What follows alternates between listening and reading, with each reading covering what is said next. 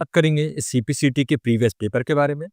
यहाँ पे हम 5-6 क्वेश्चन पहले सॉल्व कर चुके थे जिनको हमने डिटेल में समझा था। उसी के आगे का वीडियो होने वाला है। यहाँ पे हम क्या करते हैं, सबसे पहले क्वेश्चन को एक्सप्लेन करते हैं, फिर उसके ऑप्शंस को एक्सप्लेन करते हैं, ताकि अगली बार सेम क्वेश्चन नहीं आएगा, लेकिन अगला क्वेश्चन हो सकता है बिनजीत से पूछ ले या ओरेकल से, तो आपको इनके बारे में पता होना चाहिए। तो हमने यहाँ पे कुछ तो सॉल्व कर लेते हैं, आगे कंटिन्यू करते हैं इसी को। तो हमने यहाँ पे कवर कर लिया था आईसीआर तक। अगला क्वेश्चन हमारे पास आया है, विच of the following group has only output device, यानी कि इनमें से कौन सा ग्रुप है जो ओनली आउटपुट डिवाइस है। तो scanner, printer, monitor, keyboard, printer and monitor, mouse, printer और monitor, plotter, printer and monitor. तो आंसर तो देख ही पा रहे हैं। तो हम ध्यान से अगर देखें तो प्रिंटर एक आउटपुट डिवाइस है, मॉनिटर एक आउटपुट डिवाइस है, बट स्कैनर की मदद से हम कुछ भी स्कैन करके कंप्यूटर को इनपुट देते हैं। तो स्कैनर क्या है, एक इनपुट डिवाइस।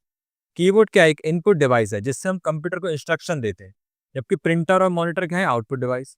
प्रिंटर, मॉनिटर ये भी आउटपुट डिवाइस है। माउस क्या है, एक इनपुट डिवाइस है। सही आंसर क्या है, plotter, printer, monitor. Student confuse होते हैं प्लॉटर में, क्योंकि कभी सुना नहीं होगा इसके बारे में, बट ये प्रिंटर का एक टाइप होता है जिसे हम प्लॉटर बोलते हैं। ठीक है, तो यहाँ पे सबसे पहले आपको पता होना चाहिए इनपुट क्या होता है। जब हम कंप्यूटर को कोई इंस्ट्रक्शन देते हैं तो उसे इनपुट बोलते हैं, और कंप्यूटर बदले में जो रिजल्ट देता है उसे हम आउटपुट बोलते हैं। अब वो ये चीजें जिन डिवाइस पे देता है उन डिवाइसेस को हम बोलते हैं इनपुट डिवाइस, और इन्हें बोलते हैं हम आउटपुट डिवाइस।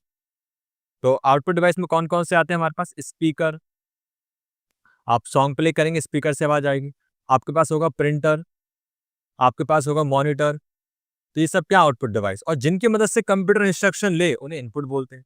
जैसे कि वेब कैम, है ना, keyboard, mouse, scanner, touch screen, light, pen etcetera. और हम डिटेल में बात करें तो प्लॉटर, प्रिंटर, मॉनिटर ये तीनों आउटपुट डिवाइस है। कंप्यूटर की जानकारी विजुअली भौतिक रूप से बाहर दिखाते हैं या निकालते हैं। इसका मतलब क्या है, तो प्रिंटर क्या है, प्रिंटर अगर आपसे कोई पूछे क्या है तो आप क्या आंसर करेंगे। प्रिंटर एक ऐसी डिवाइस है जो सॉफ्ट कॉपी को हार्ड कॉपी में कन्वर्ट करती है। ठीक है, आपके कंप्यूटर में जो भी होता है वो सब सॉफ्ट कॉपी है। आपने लेटर बनाया, वो सॉफ्ट है, छू नहीं सकते। प्रिंटर क्या करेगा, उसे प्रिंट कर देगा और आपके हाथ में आ जाएगा लेटर, जिसे आप छू भी सकते हैं। इसलिए वो सॉफ्ट कॉपी को हार्ड कॉपी में बदलता है। और जबकि स्कैनर क्या है, स्कैनर इसका उल्टा है। वो क्या करता है, स्कैनर हार्ड कॉपी को किस में बदलता है, सॉफ्ट कॉपी में। क्लियर है, जैसे आपको डॉक्यूमेंट आपके हाथ में, आप स्कैनर पे रखो, वो स्कैन करेगा और इसकी इमेज कंप्यूटर में आ जाएगी। इसे हम बोलते हैं सॉफ्ट कॉपी। ठीक है, तो माउस एक इनपुट डिवाइस है, हम सभी जानते हैं। स्कैनर, कीबोर्ड भी एक इनपुट डिवाइस है। तो ये हमारा सही आंसर है। टाइप्स ऑफ प्रिंटर की बात करें तो हम दो तरह के प्रिंटर्स हमें देखने को मिलते हैं। एक होता है इम्पैक्ट प्रिंटर और एक होता है नॉन इम्पैक्ट प्रिंटर। ये इसकी क्या है, कैटेगरी है। इम्पैक्ट का मतलब क्या होता है, ऐसे प्रिंटर जो अपना प्रभाव छोड़ देते हैं, और नॉन इम्पैक्ट मतलब जो अपना प्रभाव ना छोड़े। तो डायरेक्टली इनडायरेक्टली कहने का मतलब ये है, ऐसे प्रिंटर जिसमें जो इंक होती है वो डायरेक्ट पेपर से टच नहीं होती।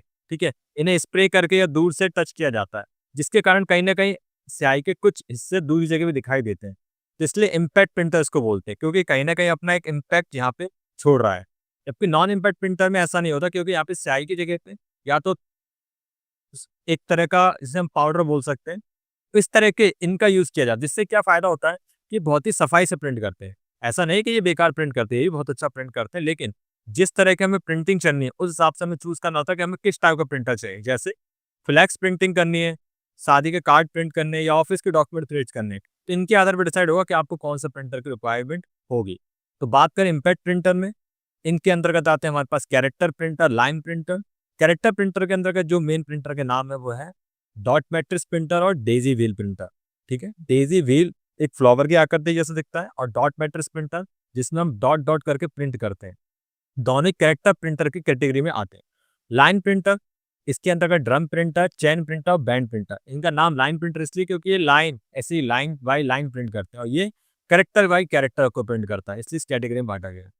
Inkjet printer, laser printer, thermal printer, तीन तरह के ये भी होते हैं। सबसे ज्यादा जो हम यूज करते हैं वो इंकजेट प्रिंटर का यूज करते हैं, जो आप घरों में भी देखने को मिलता है। इसके अलावा लेजर प्रिंटर और थर्मल प्रिंटर, जो फोटो मशीन होती है जिसमें से लेजर निकलती है, तो लेजर प्रिंटर कैटेगरी में आते हैं।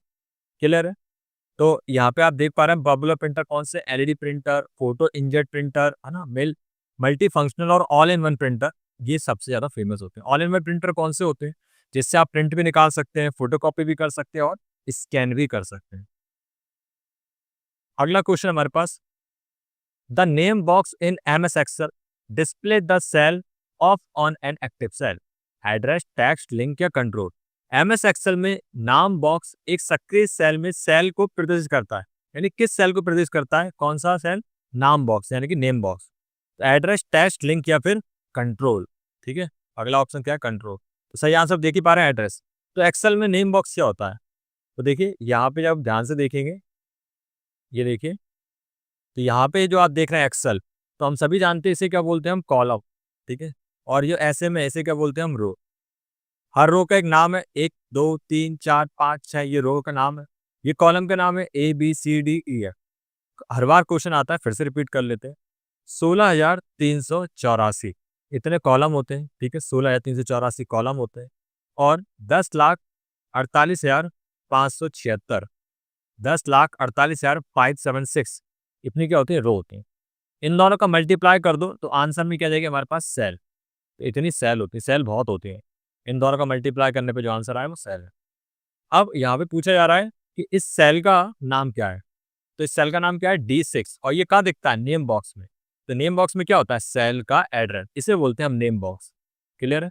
इसे हम क्या बोलेंगे? Name box. और ये क्या दिखाता है? एक्टिव सेल का नाम। जैसे अभी कर्सर कहाँ रखा है? A1 पे, तो इसका नाम क्या रहा है? A1। आप यहाँ पे इसे सेल एड्रेस बोलते हैं। तो एमएस एक्सेल में महत्वपूर्ण विशेषता, एक्सेल के शीट को फॉर्मूला बार में कई की ओर बाईं ओर दिखाई देता है। तो फॉर्मूला बार किधर है? ये जो दिख रहा है इसे फॉर्मूला बार बोलते हैं। जिस पर हम जो भी फॉर्मूला लगाते हैं वो दिखाई देता है।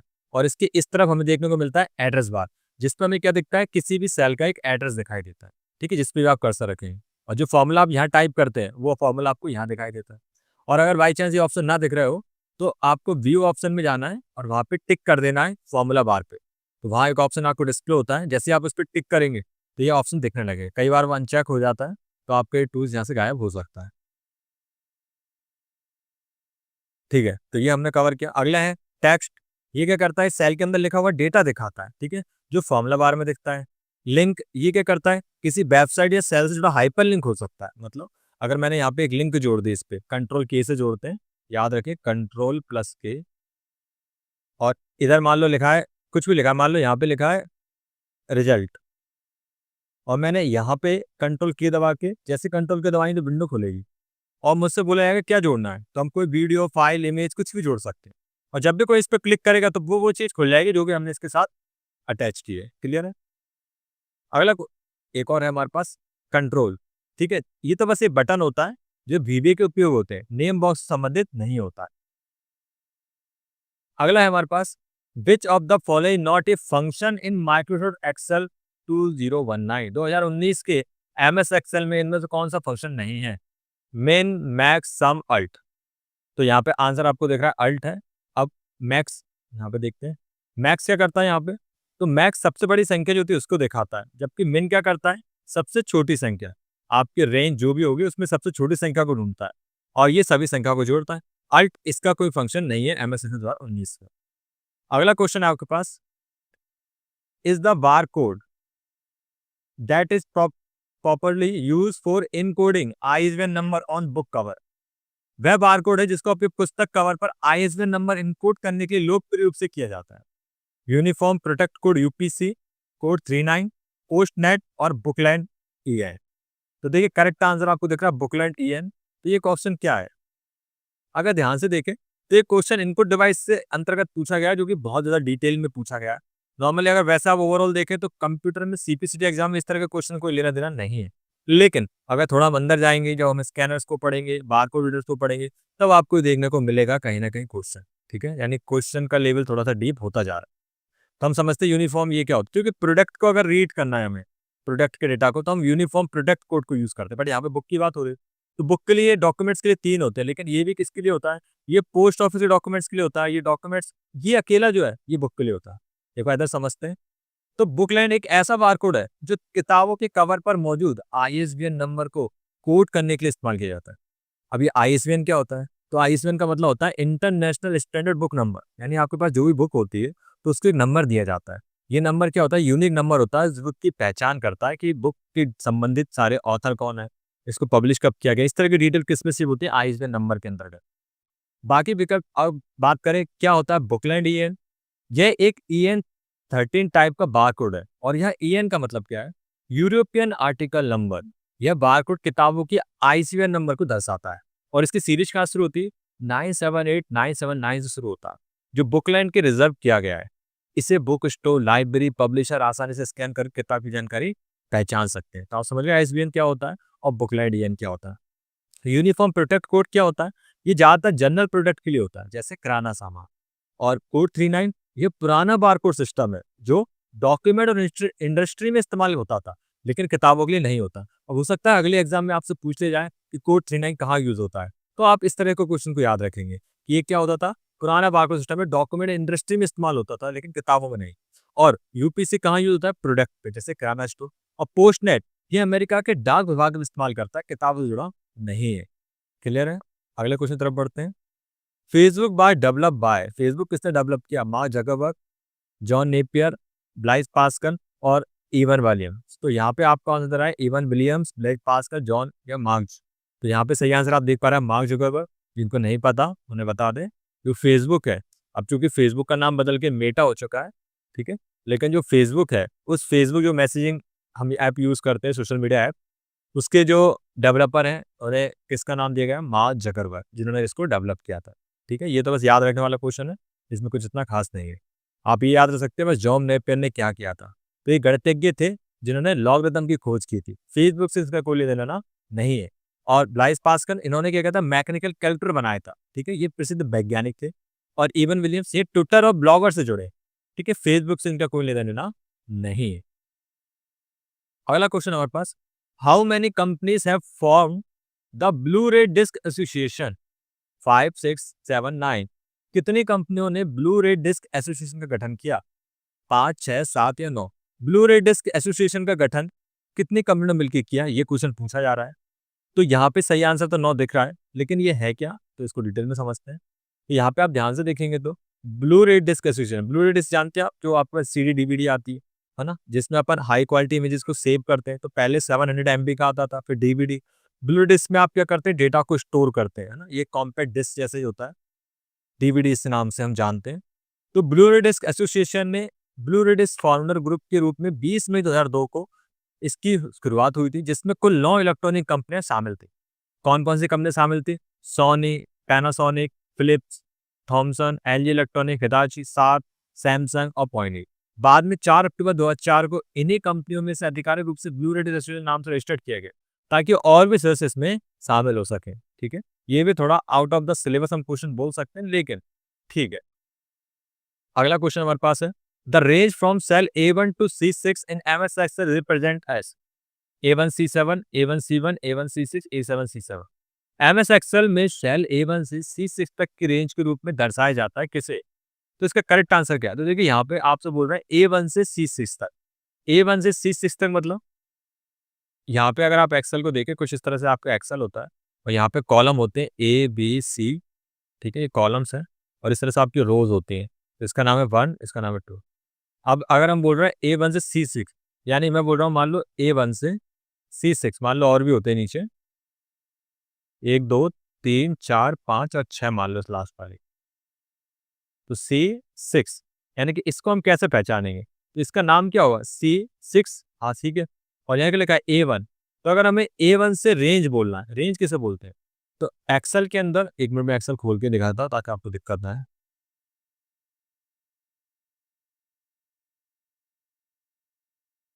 तो देखो यहाँ पे इसे सेल बोलते हैं, इसे कॉलम, इसे रो, इसे बोलते हैं रेंज। जो सिलेक्टेड सेल होती है ना, मैं बात करता हूँ इस सेल का नाम क्या है, तो आप बोलेंगे F4। कॉलम का नाम क्या है, F। रो का नाम क्या है, 4।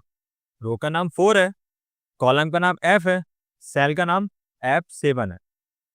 रेंज का क्या है, तो रेंज है ये F4 से लेके K16 तक, ये पूरी रेंज है। तो इसे हम कैसे पढ़ते हैं, इसी तरीके से, क्या, A1 से लेके C6। अब मैं अगर A1 से C1 बोलूंगा तो ये ऊपर का सिलेक्शन हो जाएगा। ठीक है, और A1 C7 बोलेंगे तो नीचे तक का एक्स्ट्रा हो जाएगा। तो A1 से C6 क्या है, तो A1 कॉलन C6, ये इसकी रेंज। अगला क्वेश्चन हमारे पास, digital signal refer which of the following. Digital हस्ताक्षर किससे संबंधित है, तो यह प्रक्रिया गारंटी देता है कि पारगमन के दौरान संदेश की विषय वस्तु में कोई परिवर्तन नहीं किया गया। वह प्रक्रिया इसके द्वारा दो डिवाइस संचार आरंभ करती है। किसी मशीन या नेटवर्क को बंद करने के लिए किया गया हमला। यह प्रमाण पत्र जो उपयोगकर्ता को किसी इकाई से जोड़ता है। तो करेक्ट आंसर तो आप देख पा रहे हैं क्या है, यह प्रक्रिया गारंटी देता है कि परागण मतलब ट्रांजेक्शन जो भी आपका मैसेज इधर से उधर जा रहा है, ट्रांजिस्ट हो रहा है, संदेश की विषय वस्तु में कोई परिवर्तन नहीं किया गया। इसका प्रमाणीकरण हमारे पास क्या है, डिजिटल सिग्नेचर।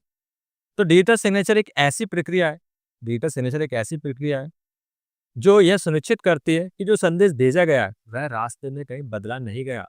ये क्रिप्टोग्राफी तकनीक है। ये क्रिप्टोग्राफी तकनीक में क्या होता है, डेटा को चेंज करती है फिर भेजा जाता है ताकि उसमें कोई चेंजेस ना कर पाए, और अगर किसी को मिले तो एक बिगड़ा हुआ डेटा मिले, और जब वापस अपने लोकेशन पे पहुंचता है तो वेरीफाई होकर वापस में इनकोड हो जाता है। ये भेजे गए डेटा के डॉक्यूमेंट में सत्यता, ऑथेंटिसिटी और अखंडता, इंटीग्रिटी को प्रमाणित करती है। जब कोई व्यक्ति को दस्तावेज डिजिटल साइन करता है तो ये साबित करता है कि यह उन्हीं ने भेजा है और यह रास्ते में बिल्कुल नहीं बदला गया। ये बिल्कुल वैसे ही जैसे हम कोई डॉक्यूमेंट को साइन करके ये बताते हैं कि ये मेरे द्वारा ही लिखा गया है और मैंने इसको अप्रूव किया है। ऐसे ही हम डिजिटली जब साइन करते हैं तो हम डिजिटल सिग्नेचर बोलते हैं, जो भी इसी तरह को ऑथेंटिकेट करता है और इंटीग्रिटी को प्रमाणित करता है। बाकी पर क्यों गलत है? तो इनिशिएट कम्युनिकेशन, यह डिवाइस के बीच कनेक्शन बनाने की प्रक्रिया नहीं है। Attack mean to shut down नहीं, ये डिनाइल ऑफ सर्विस अटैक कहलाता है। डिजिटल सिग्नेचर से कोई लेना देना नहीं है। और certificate the bind user to an entity, यह डिजिटल सर्टिफिकेट कहलाता है, ना कि डिजिटल सिग्नेचर। ठीक है, डिजिटल सर्टिफिकेट और डिजिटल सिग्नेचर दोनों में अंतर होता है। अगला क्वेश्चन हमारे पास है, the computer provide a tool in the education system as known as the correction based education, concept based education, calculation based education, computer based education. शिक्षा प्रणाली में कंप्यूटर नामक टूल प्रदान करता है। तो इसका सही आंसर आप देख पा रहे हैं, कंप्यूटर आधारित शिक्षा। ठीक है, ये भी याद रखने वाला क्वेश्चन है कि कंप्यूटर बेस्ड एजुकेशन क्या है, शिक्षा प्रणाली में कंप्यूटर बेस्ड एजुकेशन नाम की टूल प्रदान करता है। ठीक है, अगर आप कंप्यूटर सीख रहे हैं, कंप्यूटर शिक्षा ले रहे हैं, तो इसको हम क्या बोलते हैं, CBE यानी कंप्यूटर आधारित शिक्षा। यहाँ पे अगर हम बात करें करेक्शन बेस्ड एजुकेशन, ऐसा कोई स्थायी तकनीकी टर्म है ही नहीं, ये तो बस ऑप्शन में शामिल कर दिए। ये एक शिक्षण शैली हो सकती है लेकिन कंप्यूटर द्वारा प्रदान कोई विशेष पद्धति नहीं। यानी कुल मिला के क्वेश्चन ऑप्शंस तो ऐसे ही है, मेन ऑप्शन हमारे पास वही। तो अगली बार इस तरह का कोई भी क्वेश्चन नहीं मिलेगा इनका। तो उम्मीद आपको ये पसंद आया होगा। आने वाली वीडियो में और भी बात करेंगे। Thanks for watching.